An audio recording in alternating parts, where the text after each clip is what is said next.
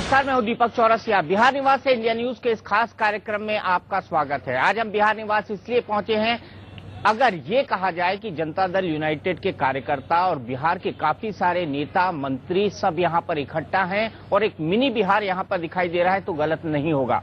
मौका है नीतीश कुमार की अधिकार रैली का। वो दिल्ली ललकार करने आए हैं, एक राजनीतिक ललकार यूपीए सरकार के सामने, और उनका मकसद साफ है कि बिहार को विशेष राज्य का दर्जा दिलाया जाए। लेकिन सवाल यह है कि क्या एक रैली भर कर देने से बिहार को विशेष राज्य का दर्जा मिल जाएगा? क्योंकि विशेष राज्य का दर्जा देने के लिए केंद्र के सामने कई सारी और दरख्वास्त हैं जो अन्य राज्यों की पड़ी हुई है। ये देखना यहाँ पर बेहद महत्वपूर्ण होगा कि नीतीश कुमार अपनी रैली में किस ढंग का संबोधन करते हैं, क्या कहते हैं वो, क्या बिहार से आगे की बात कहते हैं, क्या वो अपने एजेंडे को किसी तरीके से सामने रखते हैं। वाकई मीडिया अगर उनके भाषण का विश्लेषण करेगा तो ये देखेगा कि नरेंद्र मोदी ने एसआरसीसी में क्या कहा, नरेंद्र मोदी ने बीजेपी की नेशनल एग्जीक्यूटिव में क्या कहा, और नीतीश कुमार अपनी अधिकार रैली में दिल्ली आकर क्या एजेंडा सेट करना चाहते हैं। भले से नीतीश कुमार ने ये कहा हो कि वो प्रधानमंत्री नहीं बनना चाहते क्योंकि उनका दल उतना बड़ा नहीं है जिसकी संख्या बल के आधार पर वो प्रधानमंत्री के लिए अपनी दावेदारी पेश करे, लेकिन गठबंधन की राजनीति के इस दौर में कुछ भी नामुमकिन कहना गलत होगा और राजनीतिक हमेशा संभावनाओं का खेल रहा है। इसीलिए हम समझने की कोशिश करेंगे अगले एक घंटे में कि क्या है जनता दल यूनाइटेड और नीतीश कुमार की रणनीति, क्या सोचना है इस पर भारतीय जनता पार्टी का, क्या सोचती है इस पर कांग्रेस सरकार। हमारे साथ वशिष्ठ नारायण सिंह साहब हैं, हमारे साथ ही साथ नरेंद्र सिंह साहब हैं जो कि बिहार सरकार के मंत्री हैं, और हमारे साथ शकील साहब हैं जो कि पूर्व मंत्री हैं बिहार सरकार के और कांग्रेस की तरफ से आते हैं। फिलहाल ये एक आयोग में सदस्य के तौर पर मौजूद है। हम कांग्रेस का पर्सपेक्टिव इनसे जानने की कोशिश करेंगे और अधिकार का पर्सपेक्टिव होगा, अधिकार रैली के पीछे क्या सोच है ये जानने की कोशिश करेंगे हमारे तमाम खास मेहमानों से। लेकिन सबसे पहले हम आपको दिखाते हैं कि क्या है इस अधिकार रैली के मायने, क्या नीतीश कुमार ने ये अधिकार रैली करके एक पॉलिटिकल मास्टर स्ट्रोक खेला है।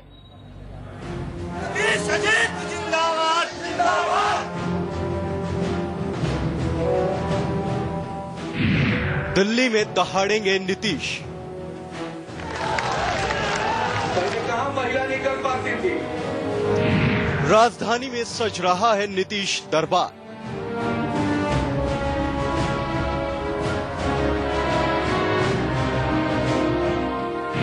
– 2014 से पहले नीतीश का शक्ति प्रदर्शन।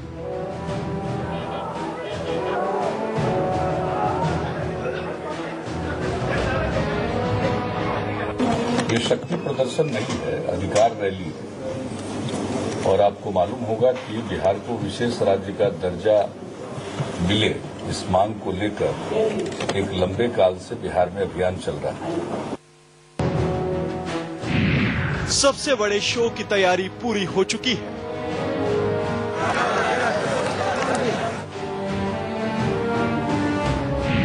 दिल्ली में पूरा बिहार उमड़ रहा है।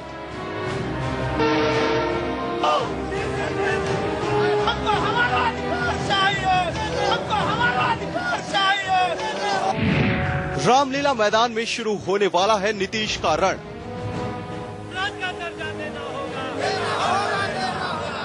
हाथ उठा के बताइए।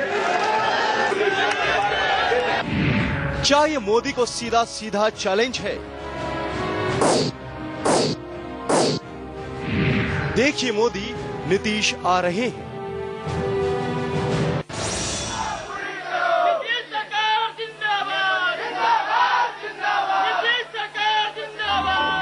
नजारा देख लीजिए, ये नीतीश की ताकत है।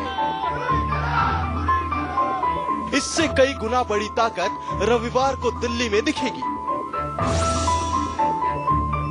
दिल्ली में नीतीश की ताकत दिखाने की तैयारी की शुरुआत बिहार से हो चुकी है।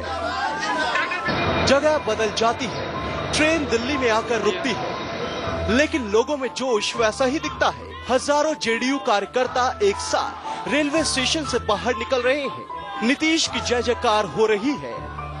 केंद्र सरकार को कोसा जा रहा है। रेलवे स्टेशन ही नहीं, दिल्ली के हर गली नुक्कड़ का ऐसा ही नजारा है। जेडीयू के कई नेता दिल्ली में कैंप कर रहे हैं, उनके घर खाना पीना चल रहा है।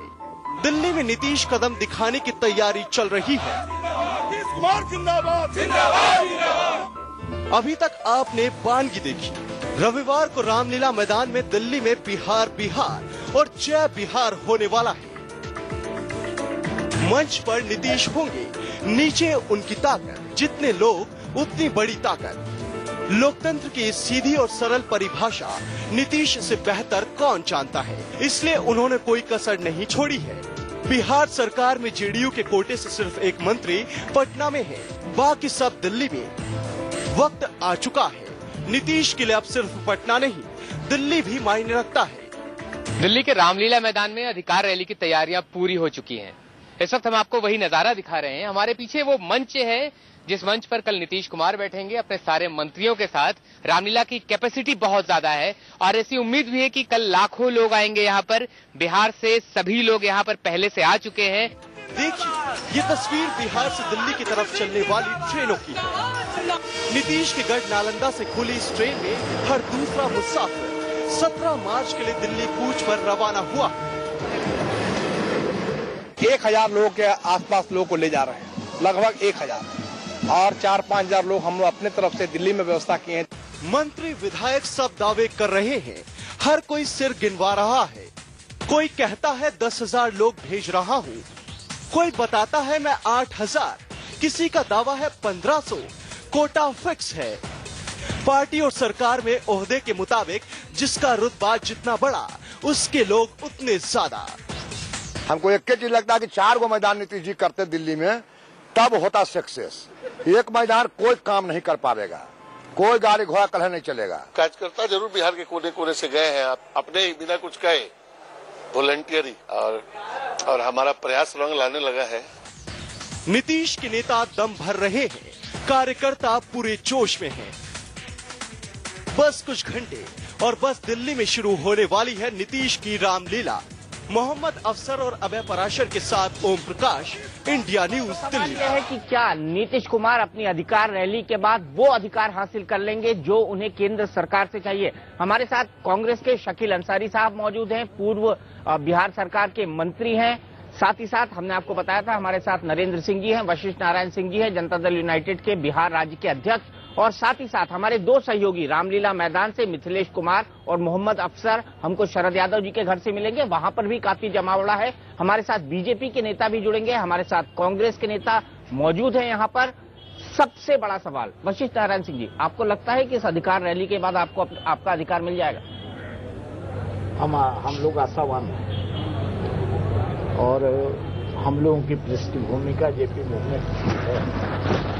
अभी जनता दल में जो नेतृत्व आप बिहार में देख रहे हैं, आवाज देखो यार, आवाज मंत्री जी भी शामिल हैं और जो अग्रिम पंक्ति के नेता थे, आपके साथ कृषि मंत्री नरेंद्र सिंह जी भी बैठे थे, स्वयं भी हम लोग उस मूवमेंट में थे। जब संघर्ष छिड़ता है तो उसका उस आशा के साथ यदि संकल्प में ताकत होती है और जब संकल्प के साथ जन समर्थन जुट जाता है तो उसके परिणाम जो होते हैं निश्चित रूप से सुखद होते हैं। नरेंद्र जी, आजकल जिस तरीके से चिदम्बरम साहब ने बिहार को मेंशन किया, नीतीश कुमार जी ने उनकी तारीफ करी, बजट की तारीफ करी, ये सब देख के कहीं ऐसा तो नहीं लगता कि कुछ कांग्रेस और आपके बीच की दूरियां जो हैं वो कम होती जा रही हैं और बीजेपी आपसे दूर होती जा रही है? 9 महीने पहले आपने रैली तैयार की लेकिन बीजेपी को बुलाया तक नहीं, जबकि अधिकार अगर मांग रहे हैं तो बीजेपी और जेडीयू को साथ मिलकर मांगना चाहिए। देखिए, हर पार्टी के अपने अपने कार्यक्रम, अपने अपने मुद्दे होते हैं और हमने अपनी पार्टी की ओर से, हमारी पार्टी के तमाम नेताओं ने एक राय करके ये पार्टी की ओर से मुद्दा बनाया है और ये सवाल उठाया है। दूसरे दल को हम रोकते नहीं हैं, कोई और दल भी ये काम करना चाहे तो करे। ये बिहार के 10 करोड़ लोगों के जीवन मरण का सवाल है, उनकी अस्मिता का सवाल है। वो कहते हैं कि बीजेपी वाले कहते हैं कि हमको तो जेडीयू वाले बड़े भाइयों ने बुलाया ही नहीं। नहीं, बुलाने न बुलाने का कोई मतलब नहीं कि हमने छोड़ा नहीं उनको। न बुलाने का मतलब ये नहीं छोड़ा, ये पार्टी का कार्यक्रम। मतलब छोड़ने वाले लोग ऐसा समझ रहे बस छोड़ने वाले, अब आप छोड़ा नहीं पर छोड़ने वाले। देखिए, सब आपके कार्यकर्ता मतंगल बना रहे हैं, ऐसी कोई बात नहीं है। पत्रकार का तो काम ही बात का मतंगल बनाना होता है। राजनीति में अपने अपने दलों के अपने अपने कार्यक्रम, अपने अपने संकल्प, अपने अपने मुद्दे होते हैं और ये जनता दल यूनाइटेड ने इस मुद्दे को उठाया है। और ये जरूरी नहीं है कि गठबंधन में शामिल सारे काम सारे लोगों को लेकर ही किया जाए। वो सरकार चलाने के लिए मिनिमम प्रोग्राम के मुताबिक उनके साथ साझा सरकार हमारी चल रही है। सारे रिश्ते अच्छे हैं, कहीं कोई रिश्ते में खटास नहीं है। बस नरेंद्र मोदी के आते ही हो जाती है खटास। देखिए, अभी अब सवाल मोदी जी का या किसी अन्य का नहीं है, सवाल है पूरे प्रदेश का। हम प्रदेश की लड़ाई लड़ रहे हैं और हम देश के उन हिस्सों की लड़ाई लड़ रहे हैं जो हिस्से आजादी के 65 साल के बाद भी अपनी ऊंचाई तक नहीं पहुंच पाए, पिछड़े रह गए। उसमें खासकर बिहार बहुत प्रभावित हुआ, हमारा बड़ा दोहन हुआ। हमारी रत्नगर्भा धरती, जहां सारा चीज हमारा भरा पड़ा था, सोना, लोहा, अबरख, कोयला, सब के बावजूद भी जो भारत सरकार को हमको मदद देनी चाहिए थी, जो जिस तरह से हमारे यहाँ हम उपेक्षा हुई, हमारे यहाँ उद्योग धंधे नहीं लग पाए, जिस कारण से हमारे लोगों को रोजगार नहीं मिल पाया। आज देश के कई हिस्सों में बिहार के लोग जाते हैं रोजगार करने के लिए। मैं मानता हूं कि देश की 2 राजधानी है, एक प्रशासनिक राजधानी है दिल्ली और एक राजधानी है आर्थिक राजधानी है बम्बई। बम्बई को इतना संपन्न किया गया, बिहार का कच्चा माल गया, आयरन ओर गया, यूरेनियम गया, लोहा गया, कोयला गया, अबरख गया, सब कुछ हमने पहुंचाया है। फ्रेट इक्वलाइजेशन कानून के तहत जिस रेट पर बिहार के लोगों को मिला, उसी रेट पर उनको रेलवे रैक से उनके स्टेट के स्टेशन से प्राप्त हुआ। वहां उद्योग बढ़े और जब हमारे लोग, मेहनती लोग उन राज्यों में जाते हैं तो हमें पीटा जाता है, हमें भगाया जाता है, हमारी उपेक्षा की जाती है। जबकि हमारी लड़ाई कोई क्षेत्रीयता की नहीं है, हमारी लड़ाई है, सही बात कह रहे हैं, सही बात करिए, को बनाने की, सही बात को बनाने की। शकील भाई भी बैठे हुए हैं। कांग्रेस इनकी पार्टी है, सबसे ज्यादा समय बिहार पर कांग्रेस का ही राज रहा है और कांग्रेस का राज नहीं रहा तो आपने लालू जी को बिठा दिया, राबड़ी जी को भी बिठा दिया, सबको बिठा दिया। अब शकील ये बताइए कि अब ये अधिकार मांग रहे हैं, ये कह रहे हैं कि बिहार को विशेष राज्य का दर्जा दिया जाए। क्या कांग्रेस की सरकार या कांग्रेस पार्टी की इस पर क्या सोच है? क्या विशेष राज्य का दर्जा मिलना चाहिए बिहार को? देखिए, ये अधिकार जो है बिहार की जनता का डिमांड है। अब बिहार की जनता चाहती है कि उसकी जो प्रगति अन्य राज्यों की तुलना में बराबरी से हो और बिहार भी आगे बढ़े। क्योंकि बिहार के पास मेरिट है, हमारे पास जो मेरिट है, हमारे लोग पूरे हिंदुस्तान में अपने श्रम से उसकी कल्याण करते हैं, उन राज्यों का प्रगति करते हैं। नरेंद्र भाई ने जिस तरफ इशारा किया, दुख है कि जो पार्टी उपेक्षा करते हैं कई लोग, जो उनके पार्टी के साथ उनका गठबंधन भी रहता है, लेकिन यहाँ सवाल है बिहार का। और बिहार में यूपीए सरकार कभी बिहार की उपेक्षा करना नहीं चाहती है। जितने भी राशियों की जरूरत होती है, योजनाओं की जरूरत होती है, बिहार को ने पूरे ईमानदारी से दिया है। और आज हम समझते हैं कि कई साल और पुरानी बातों को छोड़ दिया जाए, पिछले दिनों बिहार ने अपने संसाधनों की है, जितने भी राशियों की जरूरत होती है, योजनाओं की जरूरत होती है, बिहार को ने पूरे ईमानदारी से दिया है। और आज हम समझते हैं कि कई साल और पुरानी बातों को छोड़ दिया जाए, पिछले दिनों बिहार ने अपने संसाधनों का स्वयं इस्तेमाल नहीं किया है। अब व्यक्ति को हम नहीं गिन सकते हैं, सरकारों को भी अगर उसमें चर्चा किया जाए तो वो चर्चा दूसरी तरफ जाएगी। लेकिन हम जो राशि सरेंडर होती रही बिहार की, उनका हम उपयोग ठीक से नहीं कर सके। बहुत से जो इंटरनल रिसोर्सेस का जो हमें डेवलपमेंट करना चाहिए था, कई राज्य सरकारों ने नहीं किया है। तो नीतीश कुमार की सरकार ने किया कि नहीं? अभी हमारा एजेंडा नीतीश कुमार जी की सरकार को हम इस बात के लिए तो जरूर कहेंगे कि वो जो पिछले दिनों अस्थिर हो गया था, बिहार एकदम लगता था कि पटरी से नीचे पटरी पर लाया है। हम ये नहीं कह सकते हैं कि बहुत जो बिहार की जनता को जो आशाएं थी, वो आशाओं को पूरा किया है पूरी तरीके से, वो पूरा नहीं किया है पूरी तरीके से, लेकिन निश्चित रूप से आशाएं लोगों में जगी हैं इस सरकार से। आशाएं लोगों में जगी, इस मुद्दे पर आएंगे। लेकिन जो बड़ा मुद्दा था कि बीजेपी क्यों नहीं पहुंची इस रैली के अंदर, यही जानने के लिए सीधे चलते हैं पटना। बीजेपी के वरिष्ठ नेता लालमुनि चौबे साहब हमारे साथ जुड़ गए हैं। लालमुनि जी, आपके तमाम सहयोगी यहाँ पर बैठे हैं, सिर्फ आपका इंतजार हो रहा है, आप आएंगे कि नहीं? बिहार का अधिकार मांगा जा रहा है यहाँ।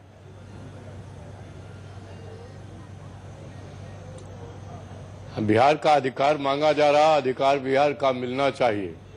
मैं सुन रहा हूं अच्छी तरह से।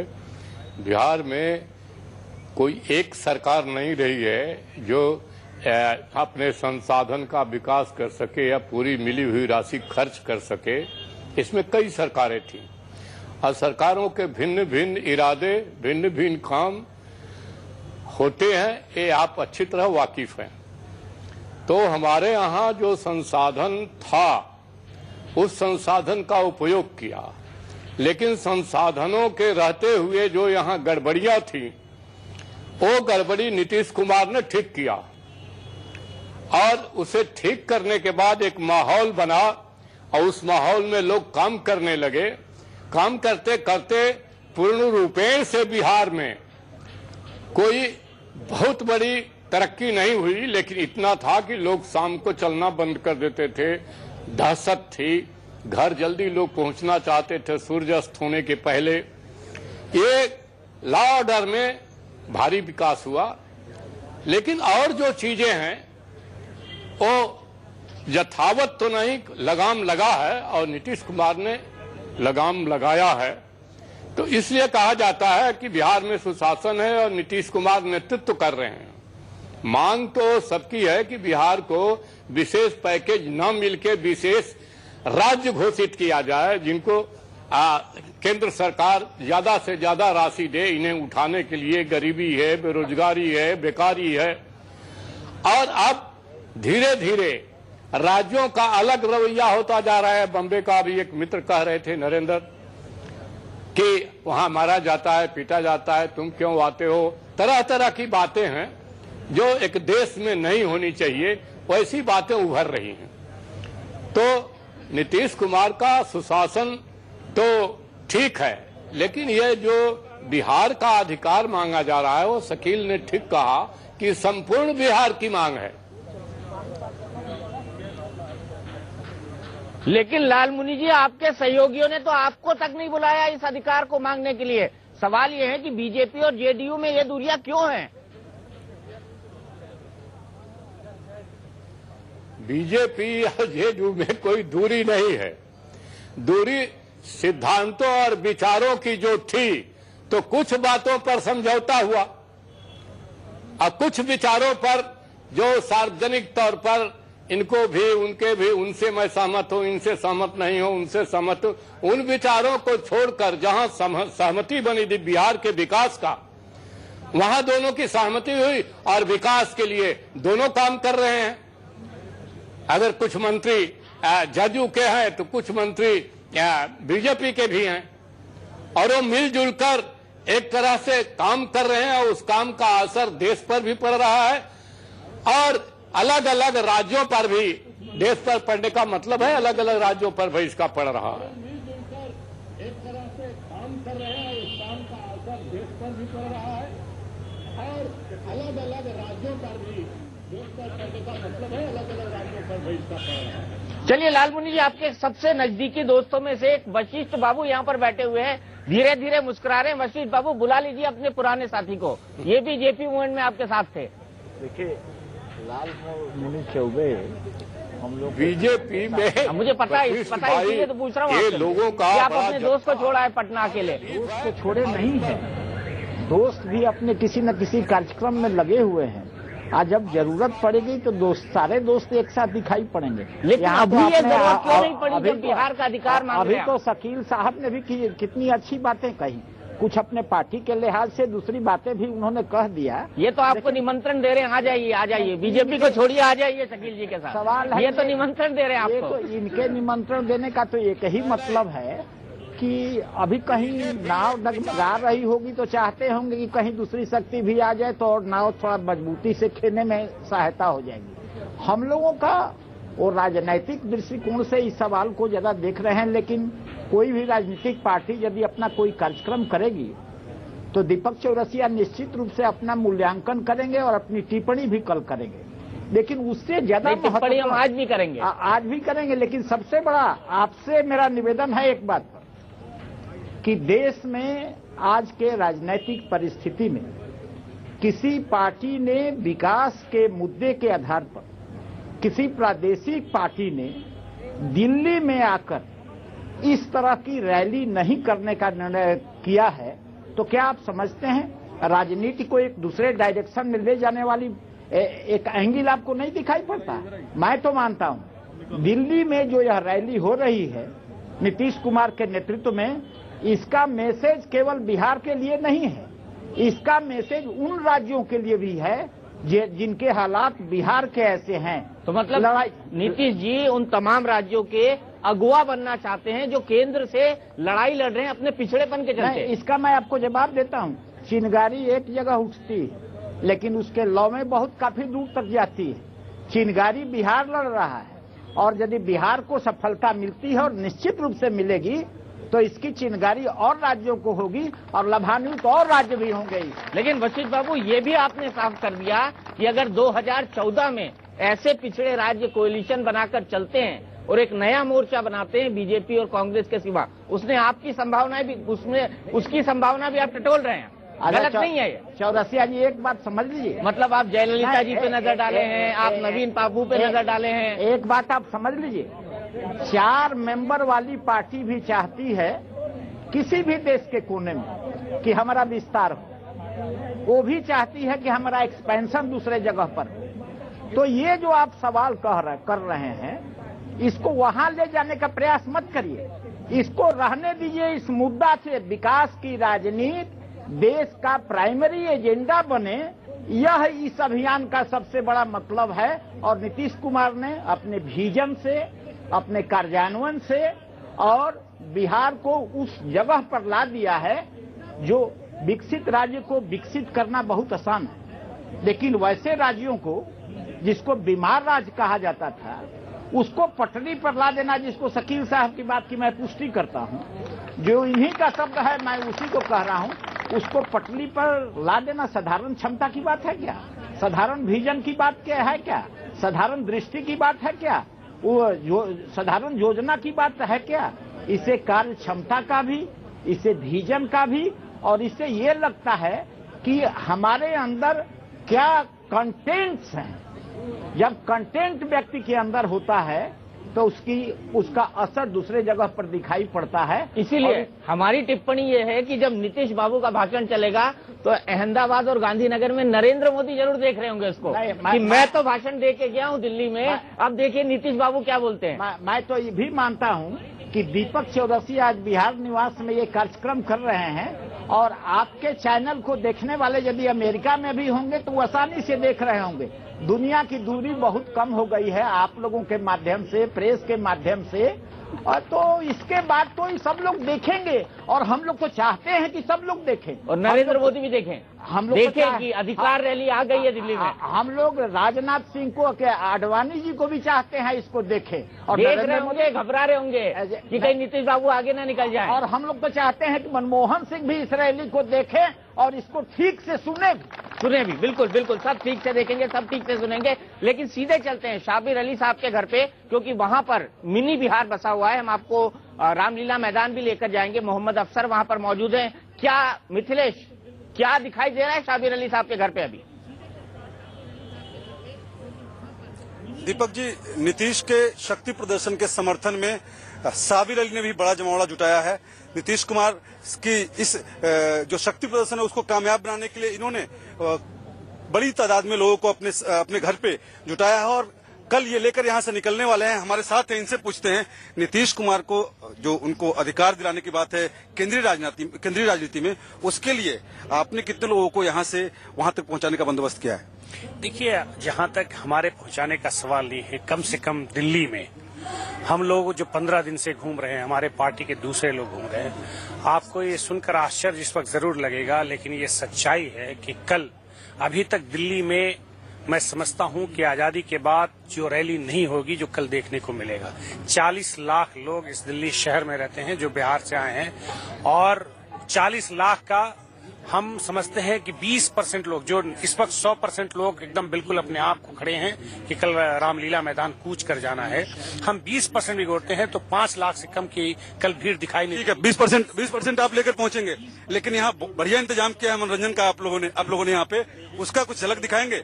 यहाँ माहौल काफी पहले से बना हुआ था। यहाँ चूंकि लोग आए हैं और बिहार से लोग आए हैं तो बिहार गान का जो भोजपुरी गान का है वो लोग यहाँ सुनना चाहते हैं, लोगों का उत्साह बढ़ाने के लिए। और बिहारी जो वहाँ नए युवा तुर्क जो वहाँ उभरे हैं वो अपनी प्रतिभा को दिखाना चाहते हैं, उसके लिए वो कार्यक्रम है। ढोलक की थाप अभी आगे किन किन लोगों को बुलाया है, कौन कौन से गायक हैं, कलाकार हैं? हमारे जिला के नौजवान बहुत सा गायक है जो लोगों को अपनी गान सुनाकर बिहार की उत्साह बढ़ाने के लिए, बिहारियों पे और बिहार जो उन्नति की है 7 साल में जो अपना पहचान छोड़ा है, नीतीश जी ने जो अपनी पहचान छोड़ी है, उनके गुणगान के लिए, उनके बातों को रखने के लिए, जो उन्होंने किया है उसको रखने के लिए यहाँ बिहार से अपने से टिकट कटा के वो बच्चे आए हैं और वो यहाँ पे गाने चाहते थे। हमने कहा कि हम म्यूजिक वाले को बुला देंगे, तुम अपने बात को लोगों के सामने रखो, ये हम लोगों के लिए उत्साह की बात है और मैं समझता हूँ उसी का दृश्य आपको दिखाई दे रहा है। आप यकीन जानिए, ये सिर्फ कहले की नहीं, कल दिल्ली में नीतीश कुमार की अगुवाई में एक नई इतिहास रची जाएगी। इतिहास रची जाएगी। दीपक जी, आपको जो नीतीश कुमार के सम्मान में यहाँ पे जो बंदोबस्त किया है शाबिर अली ने, वो दिखाना चाहूंगा कि जो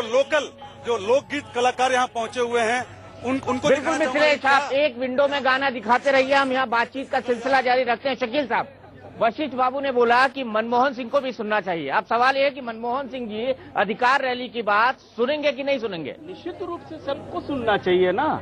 राज्य सरकार की एक पार्टी अगर केंद्र में दिल्ली में आके अपनी बात को रखती है और वो बात वहां के वासियों की आवाज है। जैसे एक बात हम आपको कहते हैं, आप जो आप दिखा रहे थे, ये जो बिहार के लोग दिल्ली में हैं और हो सकता है बड़ी संख्या में कल आएंगे, वो पार्टी के बुनियाद पर नहीं आ रहे हैं, वो आ रहे हैं बिहार के वो संबंध में, बिहार को आगे बढ़ाने के लिए हैं और वो दिल्ली में रहते हैं, इसलिए उनका भी कर्तव्य वो समझते हैं कि हमारा भी कर्तव्य है। और नीतीश जी ने इसका पहल किया है, एक रैली की है, इसलिए वो सब लोग आ रहे हैं। ये पार्टी से एवब होके, पार्टी से उठ के, ये बात अगर समझे कि पार्टी का है तो ये भरम होगी, एक बात।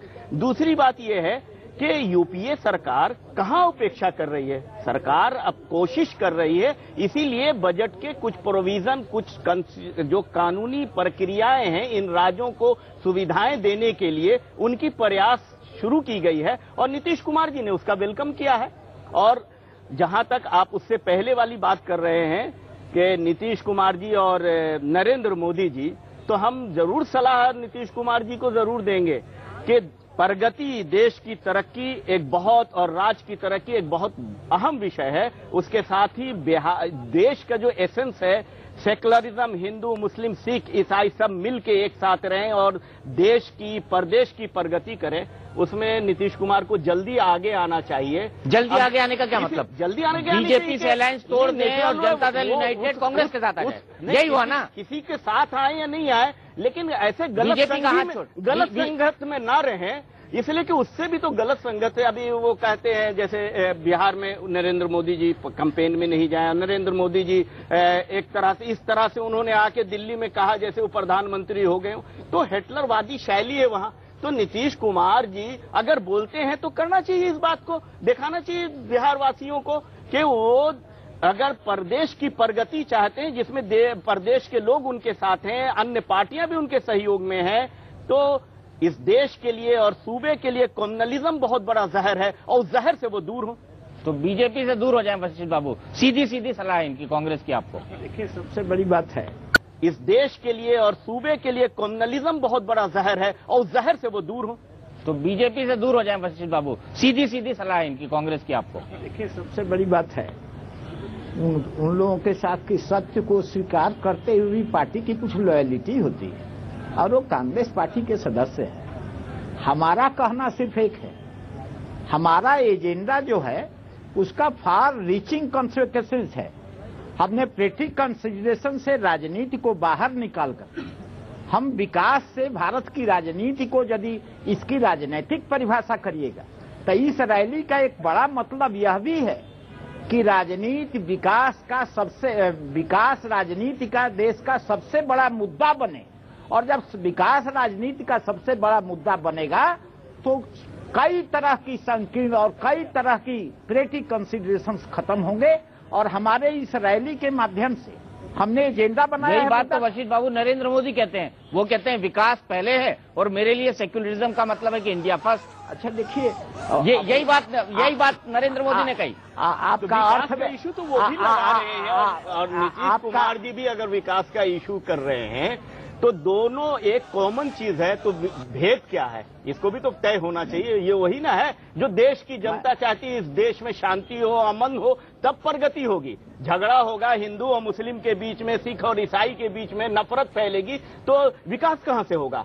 और यही फर्क है नरेंद्र मोदी के विकास में और यूपीए के विकास में, ये दोनों में ये बेसिक फर्क है। तो नीतीश कुमार को तो रास्ता तय करना होगा कि किस मॉडल को, विकास के किस मॉडल को उनको एक्सेप्ट करना है। बताइए, गुजरात का मॉडल एक्सेप्ट करेंगे आप या इनका मॉडल एक्सेप्ट करेंगे जो यूपीए ने दिखाया है? हम तो बिहार के मॉडल को सामने रखेंगे तो अपना, क्योंकि सीधी बात है, जहां पहले से स्थिति बेहतर हो उसको और बेहतर तो आसान है, लेकिन जहां की स्थिति न्यूनतम जिसकी आवश्यकताएं पूरी नहीं हुई, जो जीवन के आवश्यक चीजों को प्राप्त नहीं कर पा रहे हैं, वैसी जमात को खड़ा कर देने की राजनीति ही सबसे बड़ी राजनीति, वही आदर्श राजनीति हो सकती है। और वह बिहार ने नीतीश कुमार के नेतृत्व में किया है, सफलता भी मिली है। और आप देख रहे हैं दिल्ली में दो दुनिया, एक दुनिया कनॉट प्लेस में बसती और एक दुनिया जमुना नगर में बसती। हम जमुना नगर के लोगों की वकालत करने के लिए रैली कर रहे हैं, जिसके साथ विकास जुड़ा हुआ है। चलिए मानिए, आपका तर्क बहुत जानदार है, आपका तर्क बहुत वजनदार है, लेकिन ये कह रहे हैं कि बीजेपी एक सांप्रदायिक पार्टी है और जनता दल यूनाइटेड को सांप्रदायिक पार्टी के साथ नहीं रहना चाहिए। आप इनकी इस राय से सहमत है क्या? देखिए, सांप्रदायिकता की परिभाषा तो अभी कांग्रेस और उन लोगों में चलता बहुत रहता है। अब उस विवाद में हम लोगों को नहीं जाना है। हम लोगों को, हमारे लिए विशेष मुद्दा हमारे लिए ये है कि सभी लोगों को समेट करके, सभी धर्मों के प्रति समभाव रख के, वैसे तबके को जो आज तक आजादी से फायदा नहीं उठा पाए और आजादी का लाभ नहीं उठा पाए हैं, वैसे तबके को बिहार में लाभ मिला है और ऐसा ही लाभ देश के अन्य राज्यों के इस तबके को हम लाना चाहते हैं। चलिए, मानी मैंने आपकी बात। लालमुनि चौबे साहब, गुजरात मॉडल की बिहार मॉडल कौन सा चलेगा दिल्ली में 2014 में? अपना अपना मॉडल सबका होता है। विकास माने चौतरफा होना चाहिए। तो हर तरह से जो चौतरफा विकास होता है, बिहार की स्थिति दूसरी है, गुजरात की स्थिति दूसरी है, दूसरे राज्यों की स्थिति दूसरी है।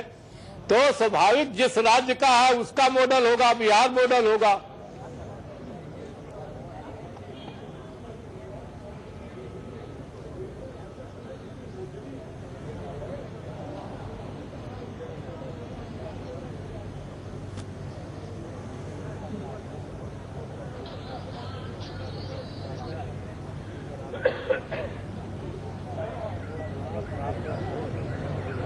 लालमुनि चौबे साहब जी ने अपनी बात रखी, लेकिन बड़ा मुद्दा आखिर है। मैं जाऊंगा वहां पर भी जाऊंगा, उस तरफ भी जाऊंगा, उस तरफ के लोगों के भावनाओं को भी समझने की कोशिश करूंगा। साफ कर दिया है, इनका मॉडल साफ है, बिहार मॉडल जो अपनाएगा, और उस बिहार मॉडल में शकील साहब बीजेपी भी है। नहीं, लॉयलिटी को भूलना नहीं चाहते हैं। नहीं, बिहार मॉडल जो है वो स्पष्ट होना चाहिए कि बिहार के चुनाव में भी मोदी जी को अलाउ होना चाहिए जदयू की तरफ से कि वो भी आके कैंपेन करें। अगर निमंत्रण बढ़ जाए तो नाश्ता और खाना खिलाना चाहिए गेस्ट को, रुकना नहीं चाहिए। अगर ये मॉडल है तो ये बताना पड़ेगा स्पष्ट, और जनता को साफ बताना पड़ेगा कि हमको अगर फला आदमी उम्मीदवार प्रधानमंत्री का एनडीए का होगा तो हम साथ नहीं रहेंगे। तो मॉडल कैसे है साथ साथ? आइडियोलॉजिकल वो पार्टी है, व्यक्ति को महत्व हम नहीं देखते हैं। एक व्यक्ति ज्यादा जहर आलूद है ये बात हम मानते हैं, लेकिन आइडियोलॉजिकल तो बीजेपी और आरएसएस इस देश में जो एक मॉडल पेश कर रहा है वो सब जानते हैं, आप भी वाकिफ हैं अच्छी तरह से कि उनका एक अलग लाइन है। और दूसरा लाइन जो सेकुलरिज्म का लाइन है, इस देश की प्रगति का लाइन है, इस देश के हिंदू मुस्लिम सिख ईसाई गरीब मजदूर किसान सबके एक साथ लेके चलने का लाइन है। और एक साथ जब चलेंगे तो राज्यों का विकास होगा, राज्यों का विकास होगा तो देश का विकास होगा। जहां झगड़ा होगा, कर्फ्यू लगे रहेंगे, एक दूसरे को नफरत से पीटते रहेंगे, त्रिशूल चलाते रहेंगे, तो वहां कहां प्रगति होगा? उस देश में तो राज्य में प्रगति होगा नहीं। तो ये हमारे ख्याल से हमारे भाई की कुछ मजबूरी है। तो जैसे हमारे भाई बड़े भाई हैं, वो उन्होंने कहा कि हमारी कुछ मजबूरी है पार्टी की, तो वैसी उनकी भी मजबूरी है।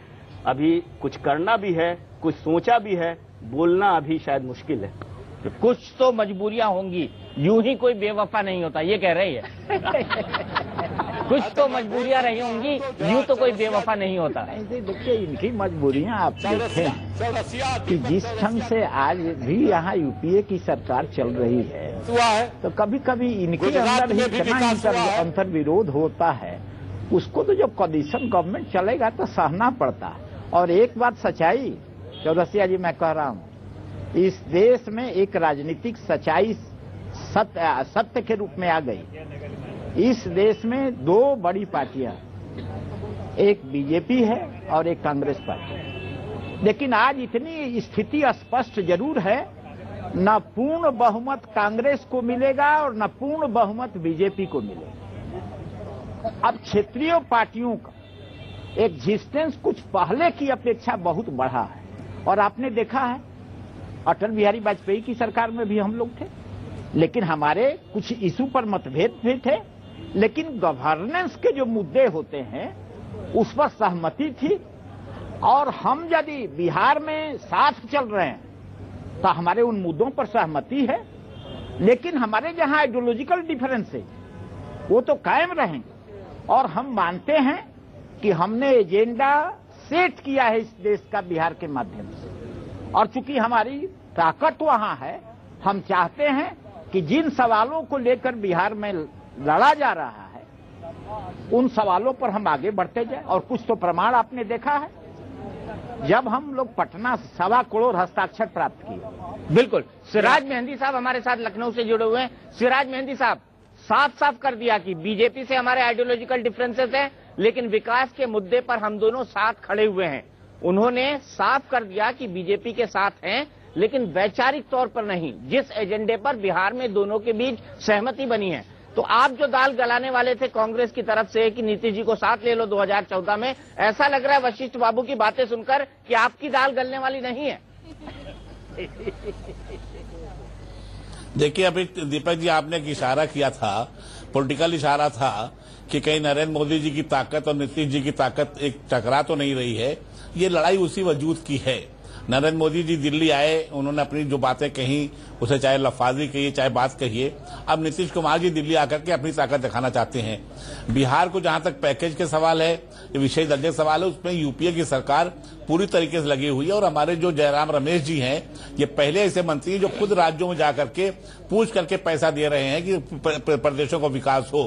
नीतीश जी विकास कर रहे हैं, इसमें कोई दो राय नहीं है। जैसा शकील साहब ने बताया और लोगों ने बताया, जो सुनने को हम लोग कहते, चूंकि हमारा बॉर्डर है, यूपी बॉर्डर और बिहार बॉर्डर, कभी कभी हमारे कहा जाता है बिहार की स्थिति हो गई है, कभी बिहार वाले कहते हैं यूपी की स्थिति हो गई है। तो ये हालात हैं, लेकिन ये मामला पॉलिटिकल राजनीति का है। करवट बदलना चाहते हैं, क्योंकि नरेंद्र मोदी जी मुख्यमंत्री हुए तो नीतीश कुमार जी ने उनको मुबारकबाद नहीं दिया।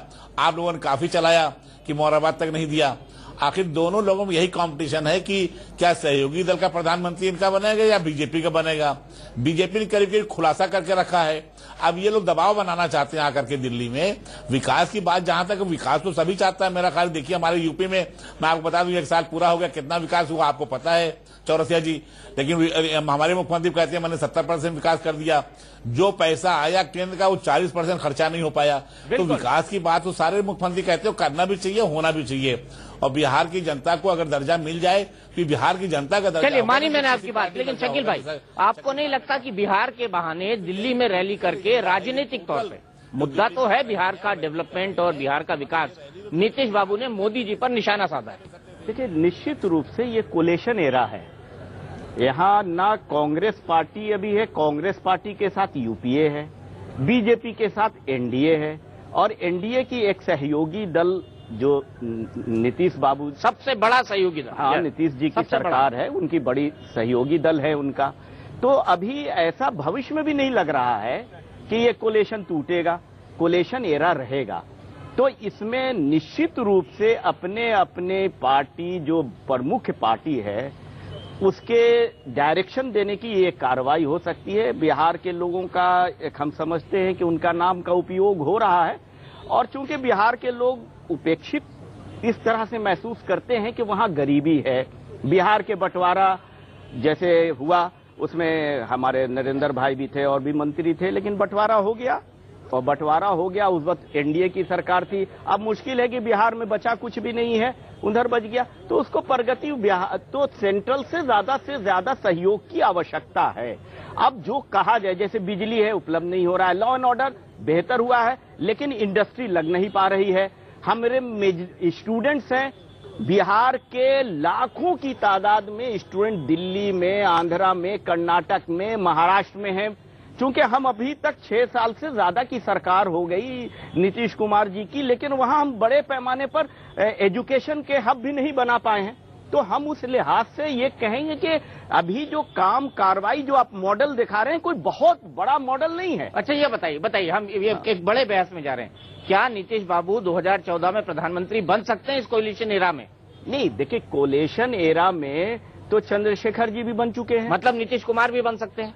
बने, वो तो एनडीए से तय करे ना, वो क्या करना है उनको। यही तो लड़ाई है ना कि वहां पर अगर नरेंद्र मोदी हैं तो दूसरी तरफ खड़े होने की कोशिश है। ये एनडीए का मामला है। मतलब नरेंद्र मोदी के सामने नीतीश कुमार अब खड़े हो रहे हैं दिल्ली की इस रैली से। हमको लग रहा है कि ये रैली बिहार का उपयोग है, जिस तरह वो गुजरात का उपयोग करते हैं। अरे गुजरात तो विकसित राज्य हमेशा से रहा है, कोई नरेंद्र मोदी के आने से वो विकसित नहीं हुआ है। उनकी पोजीशन और कमजोर हुई है। सौराष्ट्र में भी वहां पर किसानों को पानी नहीं मिल रहा है, सिंचाई की सुविधाएं नहीं है, बहुत सारी चीजें हैं अभी। चलिए बशीर बाबू, बड़ी बात बोली। नरेंद्र सिंह जी, इसका जवाब मैं आपसे चाहूंगा।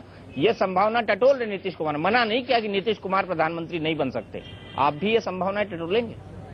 इसमें कोई शक है क्या आपको?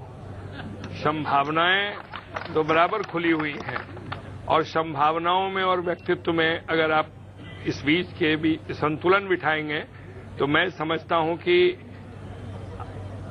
अगर आजादी के बाद के प्रथम काल के मुख्यमंत्रियों को छोड़ भी दीजिए, जिनको शायद हम लोगों ने ठीक से देखा भी नहीं, उनके कार्य को हम लोगों ने समझा भी नहीं, लेकिन जब से होश संभाला और जो सरकारें बनती रही देश के विभिन्न हिस्सों में, उसमें जिस तरह से नीतीश कुमार ने अपने दूरदर्शिता का परिचय दिया और जिस संकट से बिहार को उबारा, जिस तरह से बिहार का खजाना खाली था, बिहार के पास अपराध के सिवा कुछ रहा ही नहीं था, एक ही उद्योग था, अपहरण उद्योग, हत्या का उद्योग। ये सारे चीजों को रोककर तमाम अपराधियों को जेल के शिक्षों में चूहादानी में बंद कर 70,000 अपराधियों को सजा दिलाकर जो एक नया कीर्तिमान कायम किया है और एक माहौल बनाया है। अब निवेश करने के लिए भी लोग वहां जाना चाहते हैं। मुख्यमंत्री ने आप बहुत नीचे से, बहुत खाई से बिहार को ऊपर उठाने में एक बड़ा संघर्ष किया है। नीतीश कुमार ने एक इतिहास बनाने का काम किया है। तो आज के दौर में मैं समझता हूं कि देश के को नेतृत्व देने में जो कुछ लोग भी क्षम्य हैं, उनमें से शायद नीतीश कुमार का नंबर 1 होना चाहिए कि देश में शायद ऐसा व्यक्तित्व और ऐसा मतलब नरेंद्र मोदी से ऊपर है मुख्यमंत्री के तौर पर नीतीश कुमार? किसी से ऊपर और नीचे का सवाल नहीं है। मैं तो एक नाम पूछ रहा हूँ, आपने कहा नंबर 1, तो मैंने कहा नरेंद्र मोदी। अगर आप मानते हैं कि नंबर 1 मानने से नरेंद्र मोदी या कोई और नीचे है तो है नीचे, लेकिन मतलब कुमार की तुलना नरेंद्र मोदी से ऊपर है नीतीश कुमार से नहीं हो सकती। नरेंद्र मोदी से ऊपर है नीतीश कुमार? कहा तो मैं कि नीतीश कुमार की तुलना देश के किसी भी वर्तमान राजनीतिज्ञ से नहीं हो सकती है। अगर बिहार को उजड़े हुए बिहार के चमन को बस से ऊपर है नीतीश कुमार? कहा तो मैं कि नीतीश कुमार की तुलना देश के किसी भी वर्तमान राजनीतिज्ञ से नहीं हो सकती है। अगर बिहार को उजड़े हुए बिहार के चमन को बसाने का पूरा देश तो तुलना कर रहा है तो नरेंद्र मोदी की और नीतीश कुमार की। नहीं, मैं बता रहा हूँ, पूरा देश कर रहा है। आप ना माने इसको, लेकिन मैं भी पीछे जाऊंगा, लोगों से पूछूंगा, क्या नीतीश कुमार नरेंद्र मोदी से बेहतर मुख्यमंत्री हैं? इसमें कोई आपको शक है क्या? मुझे नहीं, मैं तो आपसे पूछ रहा हूँ सर। अरे है, मेरे को शक है, इसीलिए मैं पूछ रहा हूँ। मुझे शक है। नहीं, आपको हो सकता है, लेकिन मुझको, बिहार वासियों को, देशवासियों को इतना ही नहीं, अंतर्राष्ट्रीय स्तर पर भी लोग ये मानते हैं कि नीतीश कुमार का व्यक्तित्व मुख्यमंत्री उनके कद के हिसाब से वो पद छोटा है। वो आदमी शायद देश के सर्वोच्च कुर्सी के लायक है और प्रधानमंत्री के लायक नंबर 1 व्यक्ति अगर भारत में है, उस व्यक्ति का नाम है नरेंद्र मोदी से भी बेहतर। भाई किसी से भी बेहतर, किसी से भी बेहतर। चलिए आगे चलते हैं, यहाँ पर हम जानने की कोशिश करेंगे। देखिए एक बात लेकिन है दीपक जी कि अभी जो सिचुएशन चल रही है इस देश की, एनडीए का कोई फ्यूचर ही नहीं है। जनता को डिसाइड कर लेनी चाहिए ना, जनता को डिसाइड कर लेनी, जनता तो करेगा, जनता करेगी ना, तो जनता के पास, लेकिन अब उसमें तो अगर जनता के पास, जनता के पास सबसे पीछे चलते हैं, उसके बाद रामलीला मैदान भी हम चलेंगे। जनता के पास चलते हैं, सबसे पीछे चलते हैं, यहाँ से बात शुरू करता हूँ मैं। अच्छा ये बताइए आप कि नरेंद्र मोदी और नीतीश कुमार में कौन बेहतर मुख्यमंत्री प्रधानमंत्री दिखेगा? सर नीतीश कुमार दिखा। क्यों? सर बहुत विकास किया बिहार में सर। नरेंद्र मोदी भी किया, वो भी कहते हैं हमने गुजरात में बहुत। सर हम अपने राज्य से मतलब रखते हैं ना सर। आप अपने राज्य से, बिल्कुल ठीक बात बोलिए। आप बताइए नरेंद्र मोदी से बेहतर है क्या नीतीश कुमार प्रधानमंत्री? एक बात बताना चाहता हूँ कि भारत में जो विकास दर अभी प्रधानमंत्री ने घोषणा किया है कि वह राज्य जो विकासशील राज्य है, जिसका व्यवस्था गरीबी की व्यवस्था में था, जमीन पर था, जो एकदम धरातल में घुसा हुआ राज्य था, उस राज्य को अर्थहीनता में, संसाधन के अभाव में भारत में 1 नंबर पर चल रहा है बिहार। हम बिहार के नीतीश कुमार जी देश के प्रथम मुख्यमंत्री हैं। ये विकास दर बताता है, विकास दर बताता है। तो नरेंद्र मोदी को प्रधानमंत्री बनना चाहिए नीतीश जी? नरेंद्र मोदी को प्रधानमंत्री का उम्मीदवार होना चाहिए कि नीतीश? भारत को वैसा नेता चाहिए। आज हम पाकिस्तान से नहीं, हम चाइना से गिरे हैं। चाइना ने पाकिस्तान को, चाइना ने श्रीलंका को, चाइना ने बांग्लादेश को अपना अड्डा बनाया है, हमारे भारत को घेरा है। विकसित राज्य बने, विकसित भारत बने, हम प्रबुद्ध राज्य नहीं मानक राज्य बने। हमारा देश इतना मजबूत हो कि चाइना ने अमेरिका को भी मैं जवाब दूं, मैं कमजोर नहीं रहूं। और उस व्यवस्था नीतीश कुमार बिहार से आप चाइना पहुंच गए? नहीं, मैं ये कहना चाहता हूं आपको, मैं ये कहना चाहता हूं कि जो हमारा विकासशील राज्य है, जो गरीब राज्य है, नीतीश कुमार जिस मामला को लेकर दिल्ली में कल रैली कर रहे हैं, वो मामला है कि जब गरीब राज्य आगे आएगा तो विकसित भारत बनेगा, विकसित बनेंगे हम। प्रधानमंत्री पद का जवाब अभी भी नहीं दे रहे हैं। आपको क्या लगता है नरेंद्र मोदी बेहतर प्रधानमंत्री होंगे या नीतीश कुमार? नीतीश। क्यों नीतीश कुमार?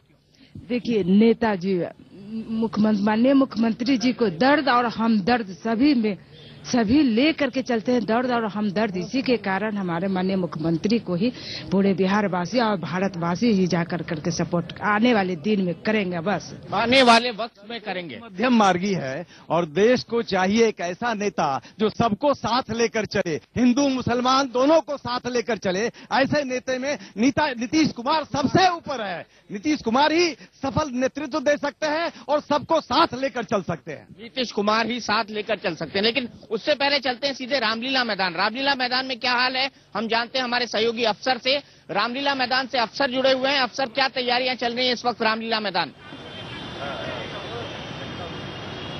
दीपक जी, तैयारियां करीब करीब पूरी हो चुकी हैं। एक बार हम पीछे से आपको मंच दिखाते हैं। सामने मंच बिल्कुल पूरा तैयार हो गया है। एक तरह से कहें तो सिर्फ फाइनल टच दिया जा रहा है। पूरा मंच बहुत बड़ा, कम से कम 50 फीट चौड़ा और बिल्कुल कम से कम तो 30 से 40 लोगों की बैठने की व्यवस्था है इसके ऊपर। इसी के ऊपर नीतीश कुमार बैठेंगे और उनके साथ तमाम उनके जो मंत्री होंगे और उनके सहयोगी वो बैठेंगे। ये सामने बिल्कुल बहुत बड़ा मंच बनाया गया है। थोड़ा दीपक जी लेफ्ट करके हम यहाँ से दिखाएं आपको, तो स्पेशल यहाँ पर एक VIP अरेंजमेंट किया गया है। कुर्सियां लगाई गई है, जो खास होंगे वो वहां पर बैठेंगे। सामने बिल्कुल सामने जो चेयर्स लगे हुए दिख रहे हैं वो VIP अरेंजमेंट्स किया गया है, क्योंकि मंच पर बहुत सारे लोग नहीं आ सकते हैं। 30 से 40 लोगों की व्यवस्था की जा रही है मंच के ऊपर। तो उनके अलावा जो सारे लोग होंगे वो नीचे सामने जो कुर्सियां लगी दिख रही हैं वहां पर वो सारे लोग बैठेंगे। एक बार हम दीपक जी आपको पीछे की तरफ घुमा करके दिखाना चाहेंगे। तो पीछे एक दूर पूरा रामलीला ग्राउंड आपको यहाँ से एक पूरा एक व्यू मिलेगा। बहुत दूर तक बिल्कुल एक शामियाना लगाया गया है। बहुत दूर तक लाइट्स के भी अरेंजमेंट्स किए गए हैं ताकि रात में अगर कोई आना चाहे तो अभी से लोग आकर के यहाँ पर ठहर सकते हैं। बिल्कुल यहाँ से वहां तक दरिया बिछाई गई है, शामियाना लगाया गया है। पूरा इंतजाम किया जा चुका है। सिर्फ फाइनल टच दिया जा रहा है। यहाँ पर पूरी तैयारियां हो चुकी हैं सुबह के लिए। यहाँ पर जैसा कि लोग कह रहे हैं कि लाखों लोग यहाँ पर आ सकते हैं, लाखों लोगों का अरेंजमेंट यहाँ पर हो सकता है और इसी तरीके से पूरा इंतजाम यहाँ पर किया जा चुका है। बस सिर्फ जो फाइनल टच है मंच पर का कि मंच पर जो झंडे लगाए जा रहे हैं, उसके अलावा मंच पर जो दूसरी चीजें लगाई जा रही है, सिर्फ वो इंतजाम बच रहा है। बाकी अब पूरी